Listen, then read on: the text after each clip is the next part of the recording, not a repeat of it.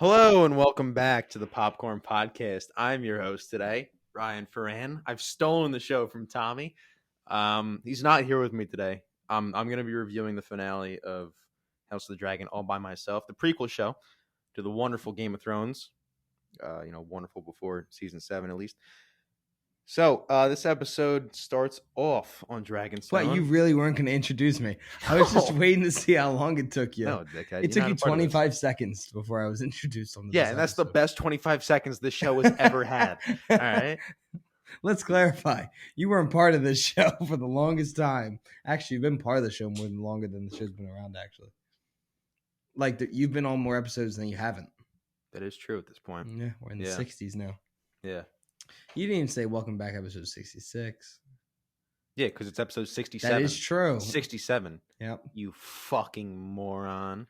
Okay. I'm joking. Hey, I'm sorry. I'd like to introduce my friend and yours, maybe, probably not, Tommy Cresta. Let's give him a round of applause. Nice. All right, back to it. So, damn, you didn't ask me how I'm doing or anything? I don't care. Okay, well. I'm joking. How are you doing? I'm doing terrific. You hungry? You thirsty? Can I do anything for you? All right, good. Can you let me talk? No. All right, talk. Go. Okay, so this episode opens up. Oh, wow, you just take it right from me, huh? I let you do the intro. Whatever. Fine. You take it. No, you take it. No. Okay, so the episode opens up on Dragonstone, and we are in the main hall where we see Lucerys. Nope. Lucerys. God damn it. We see Lucerys putting his hand over Driftmark. Just say Jason Luke. It's so much easier. Okay. Luke is running his hand over Driftmark because he has officially been named the heir to Driftmark. And you can see the tension in him because he's really just nervous about taking over a position because he's never been much of a boat person before. He talks about how he gets green sick leaving the harbor. He gets seasick every time, and now he has to green sick. He meant seasick. It's the same shit. And now he has to take control of the largest navy ever. Yeah, he has to become the Lord of the Tides. Yeah. He's fucked. And then Rhaenyra comes in, and Rhaenyra tells him how not everything goes the way you plan it to go. And he's like, but I wasn't as perfect as you. Mm-hmm. And she explains that she wasn't perfect. She was just as scared as he was when she was named the heir. And it's just about learning your piece, learning your part. And eventually, by the time that you do take over, you will be ready. Yeah. I really enjoyed the scene. Ain't nothing. No, I enjoyed it too. It was a great scene between mother and son, and it really sets up what's to come in the rest of this episode. Yeah, kind of gives an emotional background that we've seen throughout the show since Luke has been a part of it. But adding this scene in the very beginning, it's the first thing that we've seen this week is this mother-son duo talking. It lends a hand to what's going to happen in the rest of the episode. Yeah, she explains that she earned her inheritance. It wasn't just handed to her. Yeah. No one's ever been named. There's never a queen. There was back in the olden times on the old island. Yeah. But not in thousands of years. There hasn't been a queen. Mm-hmm. So she's just trying to make him feel better. And I don't know what it is. I said it then and I'll say it now. She looks amazing in this episode. She looks gorgeous. They do. I was talking about Rhaenyra. God, whatever. It's the person. I was just trying to help you out. Rhaenyra. They looked amazing as well. Yeah, I'm just trying to help you out there, buddy. Thank you. I'm trying to make sure you don't get canceled on me. Thanks. I can't do this by myself. Yeah, well, no shit. I would just cry every time. I've also seen you just attempt 4 intros. No, I attempted 2. The one I started laughing because I just looked over at your face and you started just smiling. And then Rhaenys shows up in the main hall. Well, they tell her that she's here and then she comes in full armor because this episode takes place probably a day after the events of episode 9. Yeah, I'd say a day. Time for her to get there. To fly over, yeah. Why are you being so quiet this episode? I thought you...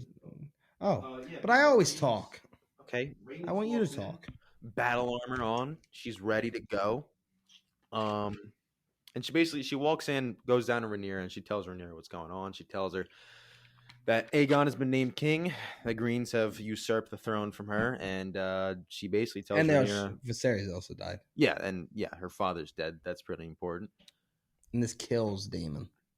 Yeah, Damon is distraught, but it also kills Rhaenyra's child, as we'll see. I mean, she starts having contractions from all this devastating news, All the and stress. yeah.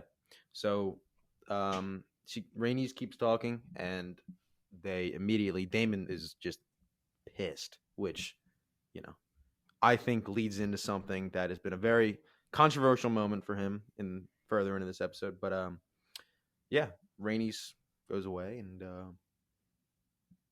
Rhaenyra has to go up to the handmaidens and or Well, no. midwives, First, Damon asks her why is she like why are they still alive? You were on your dragon, and she Yeah. says, "I have not picked my side of this war, but I've picked my side in this war, but I will not be the one to cast the first kill or something." Yeah, she said She's basically saying she just won't says, start the war, but yeah, she'll choose her this sides. isn't her war to start. Yeah, which is basically that's exactly what I thought it was going to be. It makes the most sense to me because everybody was wondering why she didn't kill him at the end of last episode. Yeah, it's not her war to It's start. not. Yeah, it's not her fight. So I completely understand why she just flew away at the end of that. And I love Damon's line: "You look a whore of a queen who killed my brother and stole my wife's throne. You let her live." Like Yeah. Damon got some great lines in this. And then she goes, He's a "The mean boy. greens are coming through you for you, Rhaenyra." Yeah. And then she exits. And yeah, pretty hype start to the episode. All this in the first 9.5 minutes. Yeah. And then we get Damon circling up all the lords of Dragonstone, the lords that are on Dragonstone at least, and he kind of starts making preparations for war. And he, well, no, first we see Luke and Jace fight. They're like training together. That's intercut with this scene. I was trying to, yeah. Oh, is it? But yeah, it's a short scene with Damon talking to them, and then we cut to the beach. Luke and Jace are fighting, and then they get called up to go see their mother, who's Rhaenyra's trying to give birth. Even the Maester says it's way too early. This should not be happening. And we get another disgusting birth scene. Then the main line of that whole sequence when Luke and Jace go up there is that she says no decisions be made without me. Yeah. Because as she's trying to give birth, Damon's planning out how to defend Dragonstone. Yeah.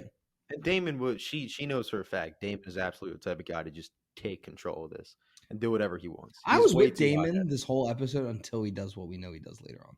Yeah. I was like, you gotta, if you know they're coming for you, you have to set up a defense. Yeah, but I think that's kind of the point of Damon is like he's a great, military leader. I mean, I wouldn't say he's great because he's very good. He's very good. He's a great fighter. Yes. He's not a great strategist. Yeah, he's not a great strategist. He's very, very headstrong, but he knows he's been in war before. He's the only one who's been in war before. So he knows went to war and won a war. Yeah.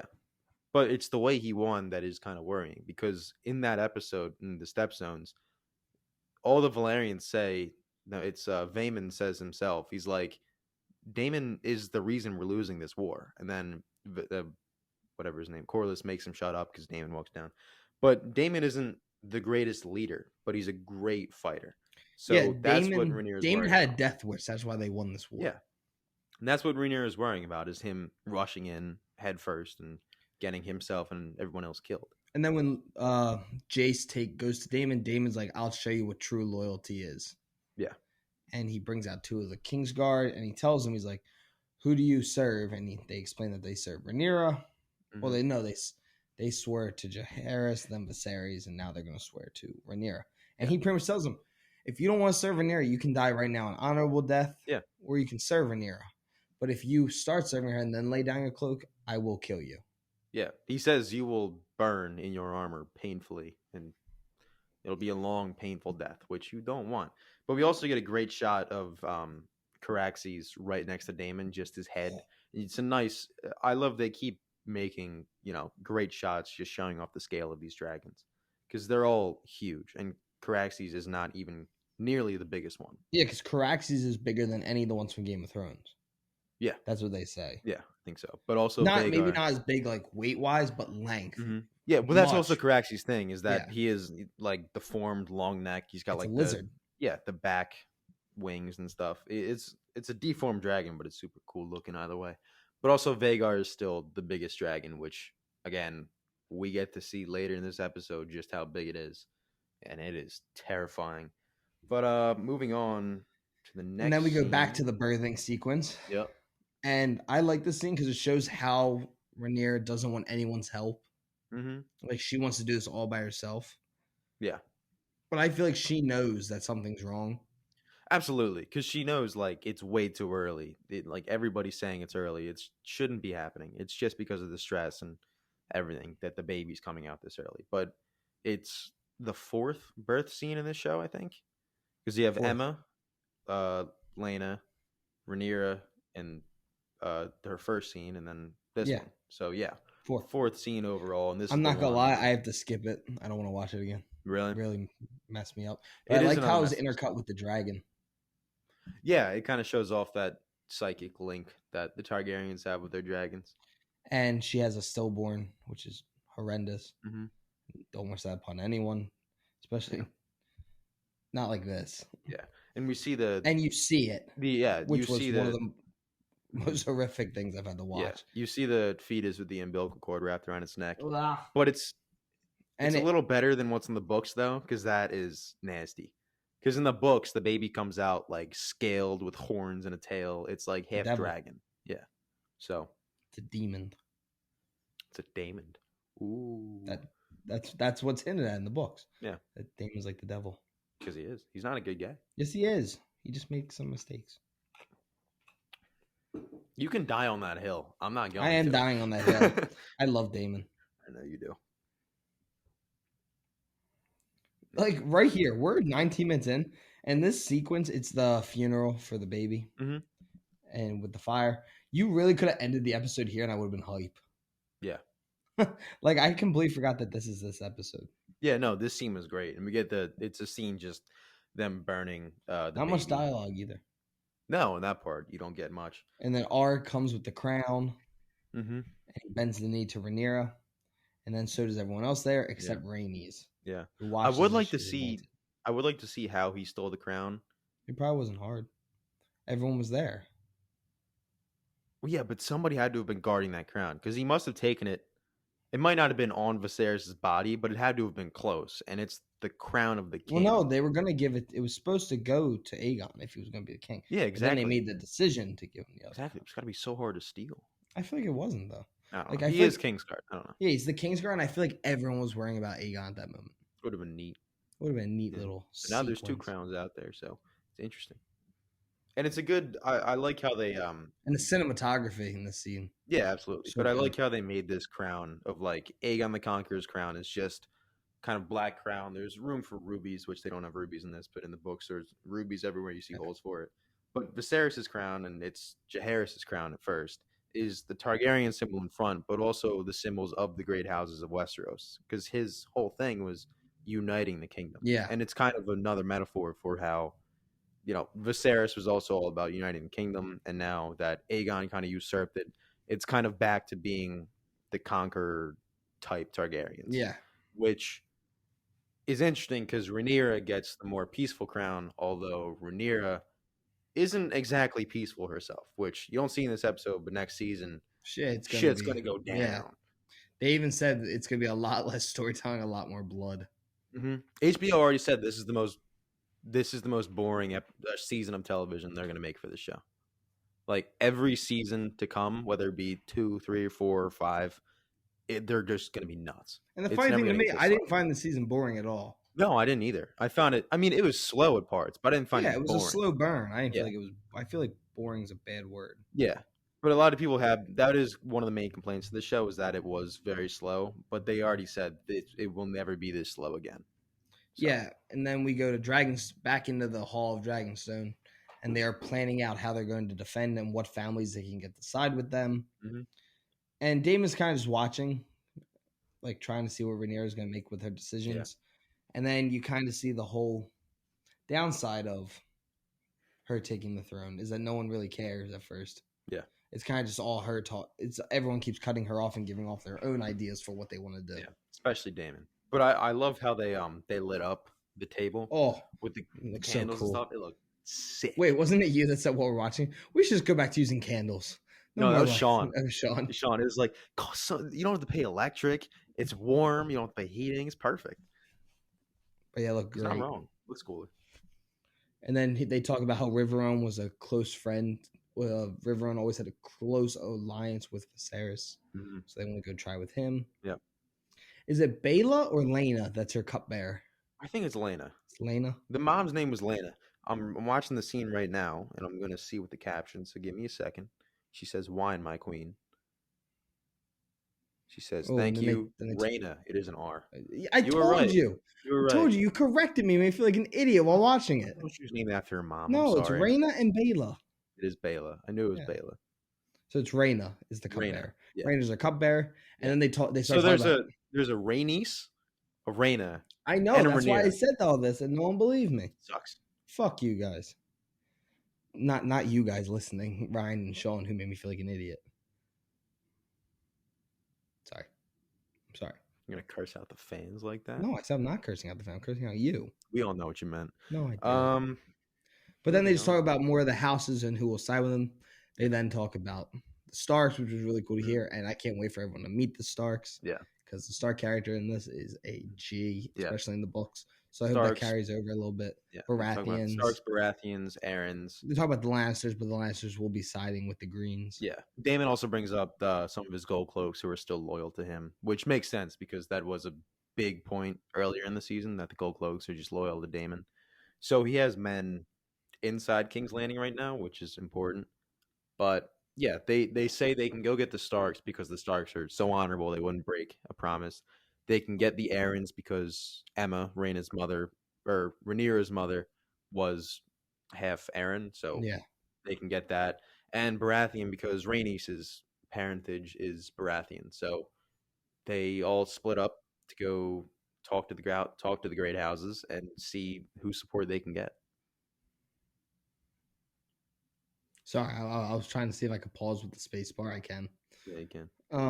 Then we go to back outside of the Stepstones where we're on that massive bridge to go up. Yeah. And Otto's moving forward and Daemon's meeting him. And he asks, where's Princess Rhaenyra? And she shows up on her dragon. Yeah. Really badass. It's a perfect recreation of episode 2. Yeah. It's perfect. I mean, dialogue, the way the scene happens, the same setup. Like Daemon and Otto are on the same sides, and then Rhaenyra flies in on the dragon. Oh. No, I thought you meant like facing each other. No, they're on the same side as they were. Where they were in the last episode. And Rhaenyra flies in behind Otto again, but this time she's siding with Daemon. Yeah, and she's trying to trap them in. Yeah, and also Daemon calls Otto's usurpation. I don't know the term. He calls it a mummer's farce, which is exactly what Otto said to Daemon earlier. So I mean, it's just great scene because it's literally the first scene, but just a different meaning behind it. And then Otto pretty much just tells them, "We have a deal for you. Your son, you guys can hold your stepstones, and then your other son can still become the Lord of Driftmark, and we'll make this all official as long as you bend the knee." Yeah. And he says, "Fuck you." Yeah, Daemon's not. Oh yeah, and then they say the one son can be a cupbearer to Aegon. Yeah. And Daemon's like, "I would rather feed my children to dragons than something like that." He's not a great guy. Oh wait, no. I have the line right here. "The king in his good grace will pardon any knight or lord who has conspired against his ascent." It's another Otto line. "I would rather feed my sons to the dragons than have them carry shields and cups for the drunken and usper C word of a king." Usurper cunt of a king. Yes, that is the line. Thank you. And then he just goes off and says Aegon has the Conqueror's name, the Conqueror's sword, the Conqueror's crown. His shoes better, his clothes better. That's what it seems like he's trying to say. And then he said, and it shows like every bit of legitimacy belongs to Aegon, not to you. But at the same time, it's another one of those things is like every physical meaning of legitimacy, the crown, the being anointed by a septon, that all happened for Aegon, but the actual law and the oaths that people have made is for Rhaenyra. So it's like, but then he says stale oaths will not put you on the throne. Yeah, which is true because a lot of the lords that made that oath are probably dead now. Yeah. I did love the shot where you can see the stepstones and it's Daemon on the left. Daemon on the, if you're looking at the camera, Daemon's on the left, Rhaenyra's on the right. And it's like that, like this. And they look up and Dragonstones are all in the background. Yep. I thought it was a really cool shot. That was a cool shot. And they say so much without having to say anything. The way Daemon just keeps looking at her like, please don't make the wrong decision here. Yeah. Dragonstone looks so much better in this show than in Game of Thrones. The dragons? No, Dragonstone is a place. because it's more important now. Yeah. It wasn't as important then. Yeah, but it still looks better. Well, yeah, They made it awesome. But then they passed the paper from the earlier episodes of the show, and it says the queen doesn't want lost love between you, which is really sad because this is a really important scene, and he's trying to pull at the heartstrings here. I have a feeling Allison had nothing to do with that piece of paper. No, I don't think so. Especially how Allison's been feeling about Rhaenyra. I don't think. I mean, maybe it was one last attempt to be like, listen, I really don't want to hurt you. Let's just be friends again. Because Allison turned around on Rhaenyra. She wants to be friends with her again. She doesn't want to hurt her. So maybe it was her, or maybe it was just Otto, trying to play Rhaenyra. But it was kind of emotional seeing that again from the very first episode. Yeah. And she tore that page out and she's kept it all this time. So it's cool. And then after this sequence, we go back into the hall and they're back to planning. And Daemon's main thing is that we have more dragons. Yeah. And then there's even dragons that no one owns right now that we can go get. All this stuff. And then Rhaenyra gives a great line: when dragons flew to war, everything burned. And she doesn't want to be the queen of of ash and dust or something like that. Mm-hmm. She's speaking like her father. She's speaking like Viserys. And that's why she brings up the Song of Ice and Fire, which she starts telling to Daemon, and then Daemon chokes her and tells her that his brother Viserys died as a slave to his omens and dreams, and that Daemon is not going to go out like that. Daemon is done listening to dreams from Targaryens, and he's ready to be a dragon rider. He's ready to fly and burn and kill everyone who stands against him. And he's really upset with Rhaenyra for taking on the role of a dreamer as the Targaryen, like her father wanted to be. Her father was. Yeah, because he used the line, "Dreams didn't make us king, dragons did." Yeah, which is the opposite of what Viserys had said earlier. And I'm mad that he did this because I wouldn't say it's full character assassination, but on the other hand, I see where people are coming from, because you had made him once he got with Rhaenyra, it seemed like he was they love each other, they genuinely do love each other. I really think Daemon loves Rhaenyra. I don't know if love is the right word, but I think he likes her because just to keep the bloodlines pure, and because he doesn't give a fuck about that. I think he does. He went off and fucking married Lena. Yeah, because he couldn't get it up with Rhaenyra, because Rhaenyra started getting all powerful, and he was like, I don't like that. He couldn't get up with anyone. Yeah, because they liked it, and then he found Lena, and he was like, she's not liking this. This is my girl. And all the writers have been saying, we don't know why the internet likes Daemon so much. He's not going to be a good Daemon's guy. not a great human being. But I get, I also see where you're coming from, where it's more in the moment, it was just pure anger. Yeah, I don't think he would do this normally, but he was just so angry that she's bringing up Viserys' words, who Daemon believes was murdered by Alicent. And Rhaenyra is bringing up his words and everything that basically got him killed. And so Daemon is just lashing out, really. I don't think it's super out of character, but I can definitely see where people are coming from, and I'd say it was definitely a lash out moment from Daemon. But he's not this good, righteous character who's going to do everything. It's not like Jon Snow did this. Yeah, no, Jon Snow wouldn't have done this. But Daemon Targaryen he's an ambitious guy, and he's only held back by how far his ambition can go. And he will stop at nothing to get to his ambition, to get to what he wants. Agreed. So I don't think any of this bad stuff that he's done in this season, including choking Rhaenyra, and any of the bad stuff that's going to come in season 2 and further, is out of character. No. I think people are blowing it way out of proportion, making him he's not a hero. Boyfriend. He's not a hero at all. I wouldn't even call him an anti-hero. I wouldn't call him a villain. I wouldn't call him a villain, but he's not an anti-hero. He's like the Punisher. I guess he's an anti-hero, but much, much on the darker side. Yes. He's not even close to a good guy. But he's not a full-on villain. Because he's doing the right thing, just not the right way. He's doing things for the right reasons, not the right way. Yeah, he's doing things to defend and help Rhaenyra. But he's not it is doing the way he's done. Peaceful and nice hero way. Yeah. And after that, we see Corlys finally, who was not in the last 2 episodes. 2 or 3, yeah. 2 episodes. Was it 2? Because Vaemon died. Yeah. And then the next episode was 9. Yeah, he was in 7. Okay. And it's him and Rhaenys. And this whole scene's just pretty much explaining how Rhaenys is you left me. Our son's dead. our daughter's dead, and you left me for some foolish adventure in the Stepstones again. Yeah, some war that you just wanted to go off and fight. She's pissed about it. I mean, I would be pissed too. Yeah, 100%. When I was watching, I was like, this is what Brady and Giselle are arguing like. This is exactly what it's like right now. That is what it's like. But you got to go off to Florida and play more football. You were supposed to retire.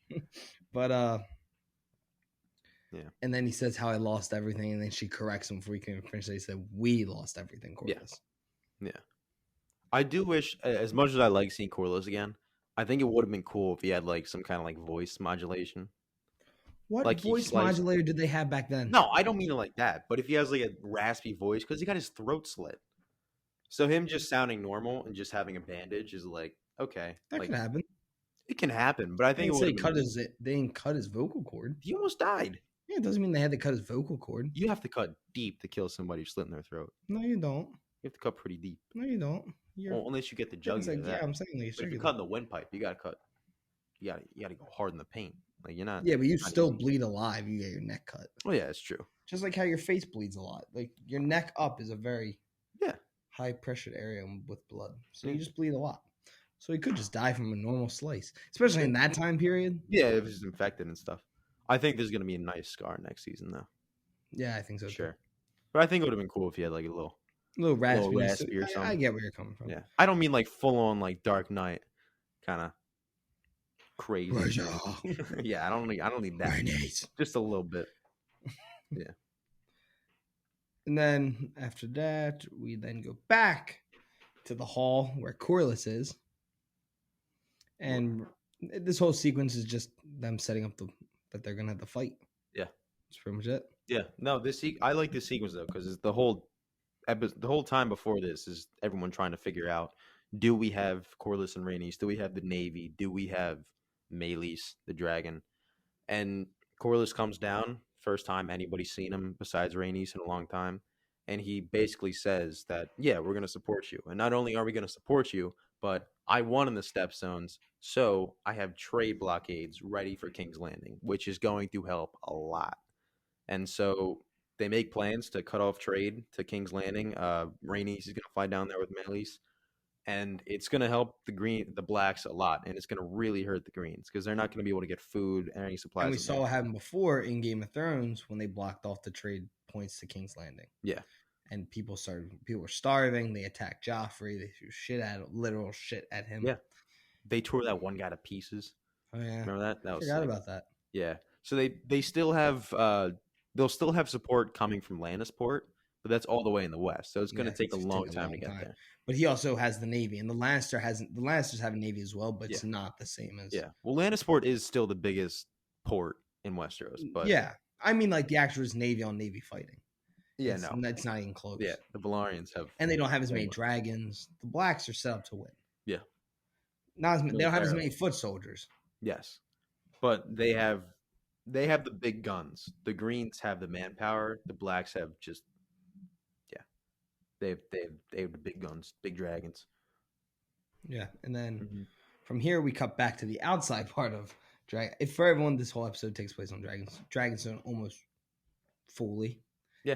After this, we are back outside, and it's Luke, Jace, and Rhaenyra, and she's explained that this is their time to be princes. Like they have to do their jobs. Yeah. They have to fly to the different houses and figure out, like, will you guys kneel with us? Like, do you still hold your oath?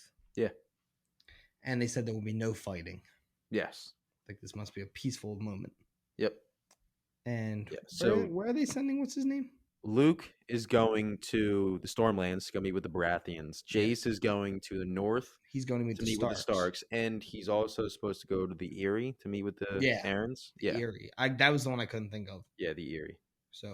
But she makes them swear over the, I don't know, it's not a Bible, but whatever. It's the Bible back then. Yeah, for the faith is 7. Yeah. She makes them swear to not fight at all, which is a smart move because they really can if they want to get support from these houses. And then she sends them off. And we see another part from Luke here where first we see Daemon.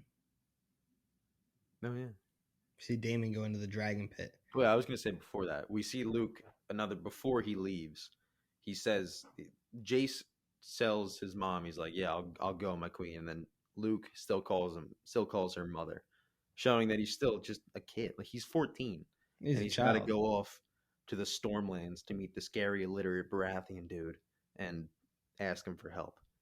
He's shitting his pants. But then we see the three of them fly away. We see Melis, RX, and whatever, I don't know Jace's dragon's name, but we see them fly away. We can see very clearly that RX, Luke's dragon, is still very, very young, very small. Yeah. It's much smaller than Melis, especially. So then we go to the dragon pit. Yeah. Damon has a specific little dragon waiting down there for him. And that dragon is massive. Yeah. I forget the name of the dragon. Its nickname is the Bronze Fury. Yeah, and it's a major factor in season 2. Yeah, it's the second oldest, and therefore second biggest dragon behind Vhagar. It was it's very close to Vhagar as well. Like very close in size. Yeah, it was Jaehaerys's dragon, which is funny because he was so peaceful, but the Bronze Fury was his dragon. But also we get an iconic shot. It was the trailer shot too of him in front of Daemon, just lighting up the room in front of him. Looks so good. It looks so good. But and also the design. when he first comes out and the bottom jaw is like shaking around, that dragon is terrifying. All the teeth are mangled around. Oh my god, it looks awesome. I mean, this whole show's looked amazing. It's been the best part of it. There's certain CGI shots that you can tell they were like, okay, we're not going to waste our main budget on this. Yeah. But then there's like that shot. This whole final episode was incredible CGI. Yes. I didn't see a single fault in it. Neither did I. I did not. I can't think of one. And now we're with the Baratheons. Yeah. This little boy, old Luke. Yeah, Luke's with the Baratheons. Yeah, Luke's with the Baratheons, and he lands his little old dragon. He gets out, and he starts walking over. It's a massive storm going on. And then he hears some crunching. Looks over to his left, lightning strikes, and there's big old Vhagar looking like Godzilla in this sequence. It's the shot from Jurassic Park with the T-Rex when it first really comes out. It's that exact shot, and I love it. It's so cool. Vhagar's so scary. Dude, it's so big. So then that shows that Aemond is there already. Mm-hmm. He goes inside, has a talk with the Baratheons. Baratheons do not want to side with him. Yeah. Baratheon also doesn't know how to read, so he has to get the maester up there. Yeah. Which is always funny. It is always funny. But then they send a marriage request. Yeah. Like Aemond and the Greens have marriage requests for him. Mm-hmm. They're giving them peace and like all the stuff. Yeah. And all Luke has is saying, you bent the knee before, why aren't you bending it again? Yeah. And he can't marry because he's already married. Yeah. He's already betrothed. Yeah. Luke has nothing to offer, whereas Aemond has everything. I mean, yeah, he has tons to offer. He has everything in the kingdom. He has himself as a husband to one of the Baratheon's daughters, and that'll last generations. That one marriage pact will last for a very long time. So he absolutely takes Aemon's offer over Luke's. He tells Luke to hit the hay, basically. But before they can get there, Aemon stops Luke from leaving, and he tells him that he still owes a debt. He's like, I don't want to fight you. Yeah. So I just want an eye. Yep. He throws him the dagger. Throws him the dagger, says, cut out your eye. He's like, Luke's no, like, bitch. What? No. He's like, I'm not getting my eye out for you. Yeah. How? So then he takes off running. He gets onto his dragon. Well, he's attempting to get on the dragon, but then realizes that Vhagar's already gone. Yep. Which, like, as cool as that was, and it was so cool seeing Vhagar gone already, how did Aemon get out there so fast? I mean, he could have just ran out to the right because it looks like Vhagar's closer.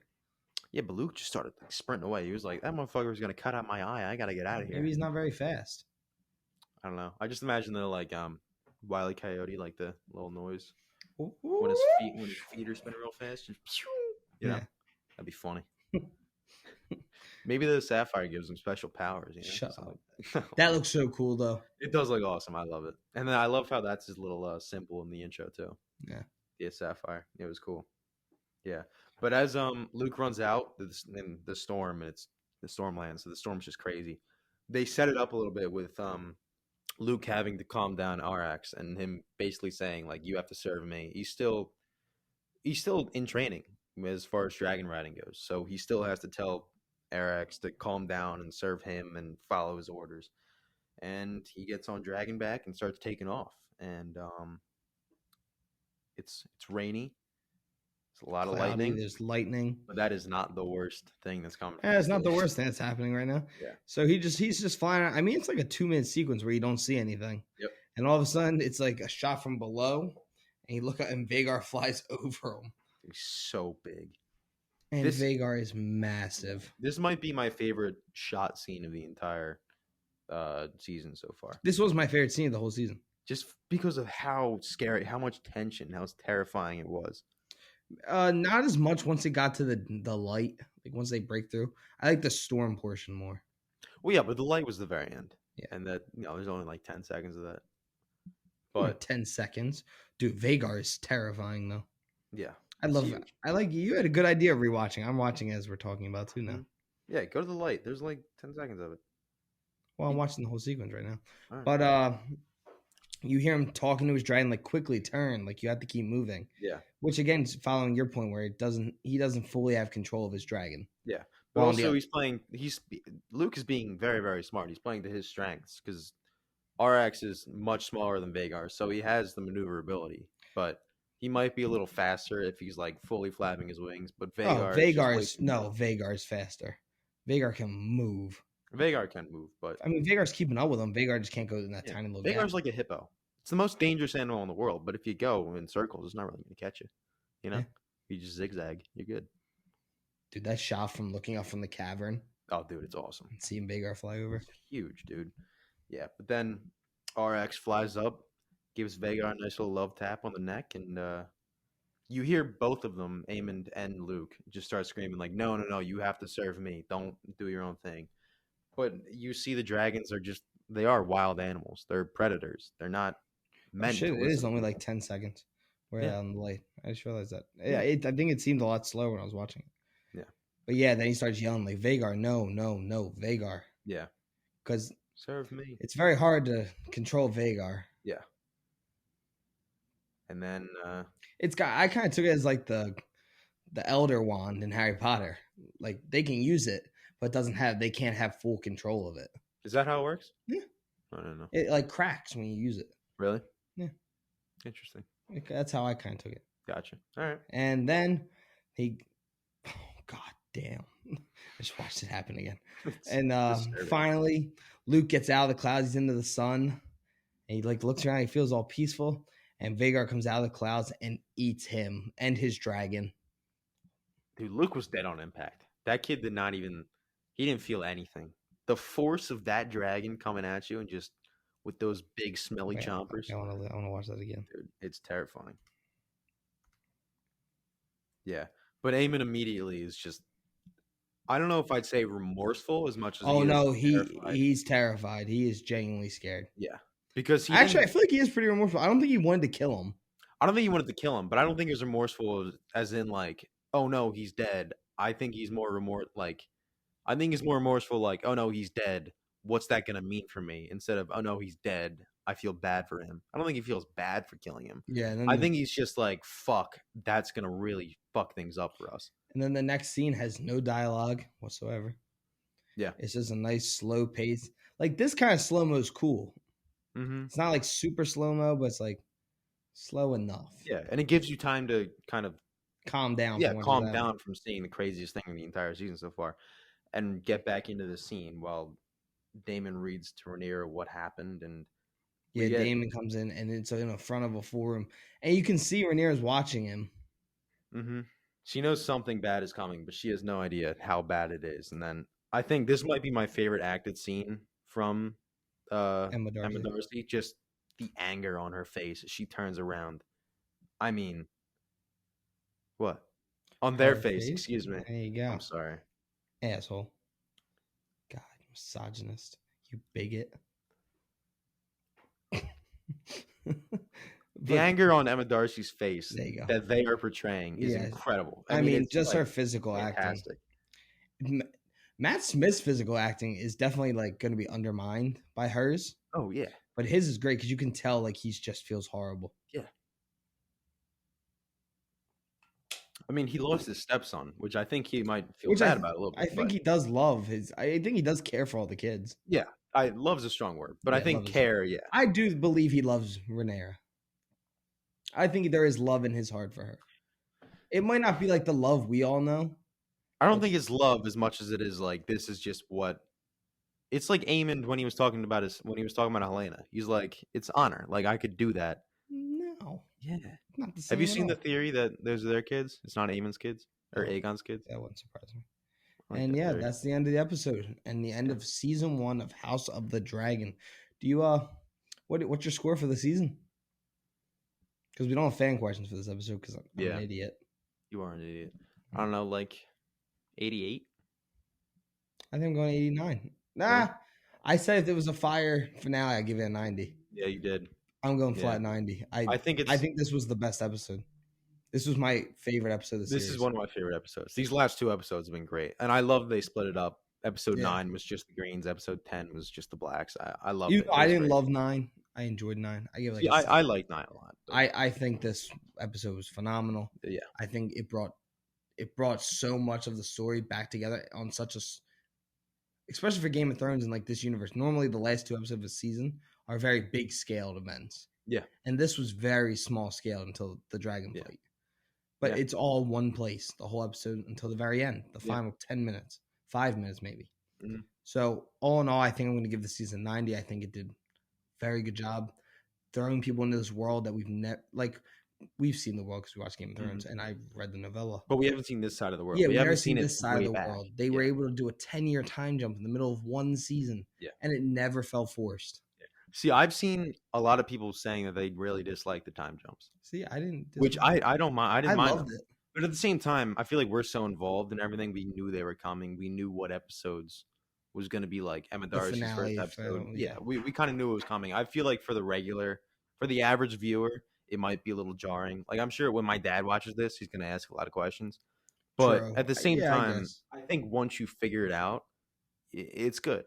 Yeah, I feel like it's just like that shock of like new people. Mm-hmm. But I feel like there's never like, oh, she doesn't act anything like. I feel like the castings were perfect. Yeah, I think so. I think Emma Darcy and Millie Alcock were incredible. Mm-hmm. I think Olivia Cook and Emily Carey were great. Like they look so similar. They acted so well. Yeah. Matt Smith was phenomenal, amazing. And Patty Considine. Didn't get to see him in the last couple episodes because he sadly died. But still, I mean, he's great. He's the best of the season. Damon's the best of me. I love Damon. I mean, acting wise. Yeah, I think Matt Smith was my favorite. Really? Performance. I thought he was great. See, I don't think so. I put Emma Darcy and Olivia Cook above Matt Smith. Because Matt Smith doesn't. Patty Considine's probably number 2. Patty Considine's number 1 to me. I think Matt Smith is lower just because he kind of just has the one face throughout it. Yeah, but that's his whole character. And his physical acting's so good. Yeah, but I'm saying acting ability. Like for me, I guess straight up acting ability, Emma Darcy was amazing. Yeah, incredible. Olivia Cook was great. Mm-hmm. Emily Carey was so good, and then Millie Alcock was great. Yeah. I hope to see her do more projects after this. Fabian Frankel was great too. Yeah, he kind of falls off towards the end. Like he doesn't have as much stuff to do. No, he definitely has less to do. But that's also. But he'll come back in the second season with some fire. But also just the fact that like it's a testament to his acting of how much you like Kristen at first and then they hate him towards the end. Yeah, that's all him. But yeah, love the season. Love this episode. I thought it was a great way to end the season. Yep. I'm very excited to see where this goes next. But is there anything you want to add before we do our suggestion of the week and then get out of here? No, I think just, I mean, I've seen a lot of people saying that they don't want to watch this before they watch Game of Thrones. You can watch this before Game of Thrones. I think you should watch it before Game of Thrones. Yeah, I wouldn't say should because they have nothing to do with each other. No, I just think I think this is easier to get into. You think so? Yeah, I mean, there's a lot of stuff to watch in Game of Thrones. There's so many characters in Game of Thrones. I feel like that one's a little jarring. I feel like this isn't as jarring. There's a lot of characters because there's so many kids in this though. Yeah, and then the kids aren't as important.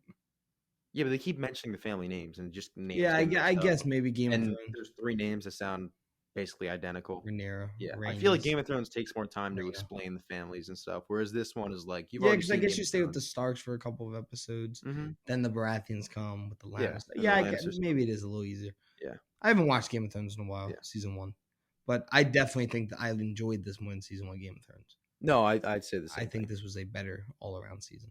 Yes, but anything else? No. Well, That's it for me. what's your suggestion of the week? Well, we finished it now. I'm gonna suggest House of the Dragon season You 1. can't It was suggest this great. show. We just Can't, but reviewed. I can't find You anything. couldn't do Insidious. You just watched all 3 of them. Yeah, watching Insidious 3. And It's the 3? scariest one. It was a scary movie. I don't think it's the best one. No, neither do I. But it's And the I think scariest 1's the one to me. best. Yeah, I think one's the best though. I'm going to recommend a horror movie as well because we are actually doing our Halloween episode at some point this week as well. Yeah, because we want that posted on Monday. Mm-hmm. But I'm going to recommend As Above, So Below. Different type of horror movie. It scared me as a kid, and the older I got, there's some hokey kind of horror in it. But all in all, I think it's a very good. Not very good. I think it's a good horror movie, and it's very good for Halloween. Yeah. So go check that out. I'm 90% sure it's on HBO Max. It also might be on Netflix. But you can also rent it on Amazon Prime. But yeah, that is my little bit. And before we go, I just want to thank you guys so much for tuning into our show, giving us views, letting us know you're enjoying the show by reviewing it. We actually saw our show on a playlist the other day, which was really Ryan sent me, which was really cool. I've seen a couple of them now. Really? That I've looked up like shows and stuff. So we are showing up on other things, which is cool. We're still in the top 3% of all podcasts, which is insane. Yeah, it's awesome. But yeah, thank you guys so much for tuning into the show. Thank you so much to our sponsor at Manscape, movieposters.com, Vanquishers. Thank you to everyone who helps make this show possible. And yeah, next episode we will be doing our top 10 horror movies of all time. Yeah. And I'm not gonna enjoy myself. That is true. And you're not excited, are you? I've only watched like 4 horror movies now. You've watched more than that. Yeah, but I blocked them out of my memory for so long. I don't want to. Well, we're rehashing that. I don't want to. I don't want to